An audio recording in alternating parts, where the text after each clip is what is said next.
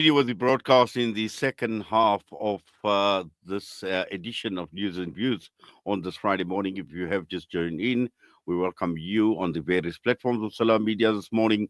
This hour is brought to you by Africa Muslims Agency. And coming up in the next hour, we've got Fired Up with Hafiz Imran Chunara and also taking a look at service delivery crisis which deepens. And we're talking about the Emfuleni local municipality. Shortly, we'll be joined by Councillor Gerda Senekal.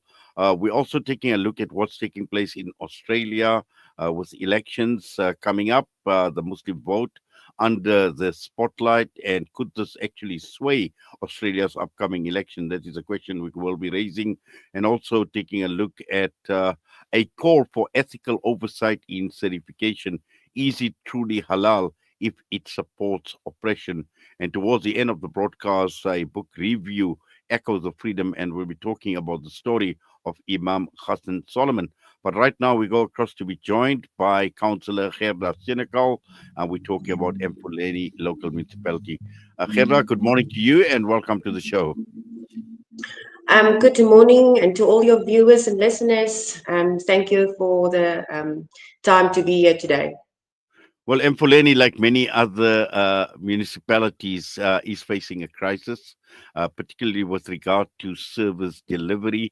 Now, Gerda, we'd like to talk about two issues. One, obviously, is the whole issue surrounding the service delivery crisis, residents left without waste collection. But also, I see that there is a flood warning. Three rivers, and this obviously is quite serious because it does impact on residents, road closures, all of this at the end of the day. And I know it is going to create a lot of inconvenience to residents in that part of the world. Yes, you are quite correct. Currently, there is a lot of streets already closed in Three Rivers. Brand Miller and Gold Road is already closed. General Herzog as well, seeing that the Spruit has risen with so much water, and the Riviera Hotel also. But this is a recurring event every time when it floods, and every time when the sluice is open at the Bull Dam. These kind of areas is low-lying areas, and it is in the current the floodline area as well. So, yeah, it leaves the question whether or not the revised floodline should be looked at, or even if there is a revised floodline. To my knowledge, the last revised floodline was done in 1965. So it's really outdated, and due to the rainfall that we are getting, and a lot of rainfall at a lot of once at a time, and the drainage systems within Emfuleni that is not up to date as well, leads to the flooding with these houses, and a lot of damage is being done, yes. Well, obviously, this all ties in with service delivery because, as you mentioned, 1965, 60 years ago, which is a very, very long time. And again, begs the question in terms of how service delivery has deteriorated over a period of time, Gerda. Yes, unfortunately, it is like this. But we have to remember the flood line is a competency from Rand Water itself, but they do need to work with local municipalities as well. Um, in regards to the service delivery that's been deteriorating, yes, we've been seeing that Emfuleni is constantly in a reaction of crisis. Instead of making progress and looking after their residents, they are only reacting to what the crisis is bringing them to. Yes. Now, obviously, every day presents new challenges for people, for ratepayers, for the residents that fall within the Emfuleni municipality. And the thing we wanted to talk about also is this whole issue about waste collections, because that again is a problem, and it's also problematic when we see tariffs being raised for basic service delivery. Unfortunately, yes, this is a yearly occurrence with a new budget with every municipality. Tariffs needs to be lifted up, but they need to listen to the residents. And within Emfuleni's residents, there's a lot of people that's upset with Emfuleni municipality, and there's a lot of services that's being charged that is not being given. So the rateable charges, especially for refuse removal, was actually put up at 8.8%. But we did have an argument and we got it to 4.4%, which is not what we wanted. We want a 0% increase for refuse removal. It is a different, and it's a very difficult, how can I say, it's a circle. It's a circle that needs to take place. So if there's no funds, then no refuse can be collected, then the landfill sites cannot be maintained, and so on and so on. So it's a very cruel circle that takes place. But however, this has been going on for quite some time. For the past 8 years, the refuse removal has deteriorated to a place where there is none at all. There's areas that I know of that has not yet received services, refuse removal for the past month, and they are still being billed for refuse collected once per week. Businesses for twice per week, and they are being charged almost to 5,000 to 6,000 rand per month. So yeah, it is very difficult, and the new budget has just started for being approved by the IDP sessions within the municipality. And the mayor is very confident that he can go to the municipality, to a council meeting, and represent this budget to the councillors and say, listen, confidently, we need to raise this. But I can assure you, we as opposition parties, we don't agree, and we have not as yet approved the unfunded budget, which is the sixth one for this municipality in straight for the 6th year.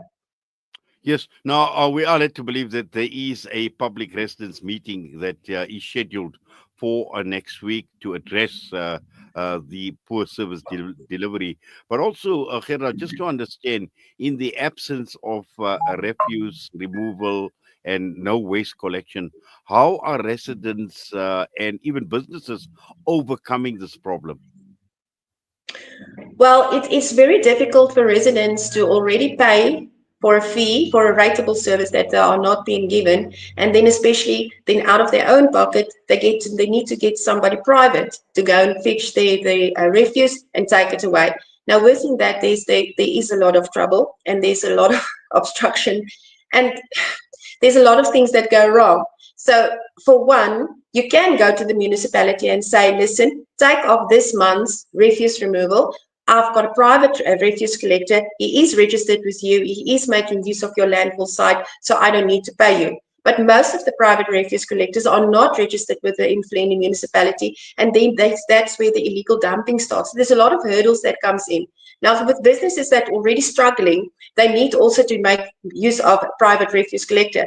Now, some of the people in their naivety don't know that these people need to be registered with the Emfuleni local municipality, and then they just pay them 100 Rand or 200 Rand just to take away their refuse, because it is a health risk. It's aesthetic. It's not very nice to look into that, and then it chases away clients within houses as well. So it's very difficult, and it creates a big problem where there's no seemingly there's a problem-solving way to go for, except go in, put in a dispute, and stop paying.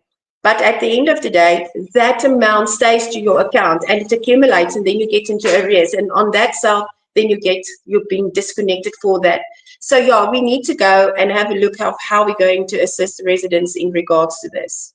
In fact, this was going to be my question to you, Gerda, is, are residents actually paying this refuse charge? Are businesses paying this refuse charge? Sorry, I did not hear you. I said, are residents actually paying for this refuse charge that is being levied on them by the municipality? Well, some of them refuse to pay because their understanding is, if I pay 256 Rand per month for a weekly service that I'm not getting, I can rather pay 100 Rand to a private refuse collector that's picking it up every week and taking it away. So out of sight, out of mind. So some of them are doing it, and some of them are just saying, sorry, we're not paying it, and that's it. And businesses as well, they are doing the same. So it's a very difficult situation for everybody. But I think they are not educated enough to tackle this problem. So if somebody can go and talk to them and say, listen, this is your option 1, and this is option 2. This is how we overcome it, and this is how you can do it legally and get out of it without getting in trouble. Because there is ways to do that. But I don't think that the public is educated enough to do so. Well, it's quite a catchy line. I refuse to pay for refuse, Gerda. And I'm sure that obviously features very, very strongly as far as the residents are concerned. But we certainly will follow developments and see what actually pans out. And also, in terms of this meeting that is taking place, we definitely will try and do a follow up to see what residents have to say, but more importantly, how this issue is going to be resolved. But for now, we thank you. We do appreciate you taking time out. Thank you so much, and thank you for your time. Appreciate it. Have a nice day. You too. Councillor Gerda Senekal joining us this morning just to provide us with an update with regard to the poor service delivery at the Emfuleni Municipality. We're going to go for a quick break, and when we come back, we'll be joined by Cllr. We're looking at Australia, we're looking at the elections in Australia, and more importantly, how critical is the Muslim vote.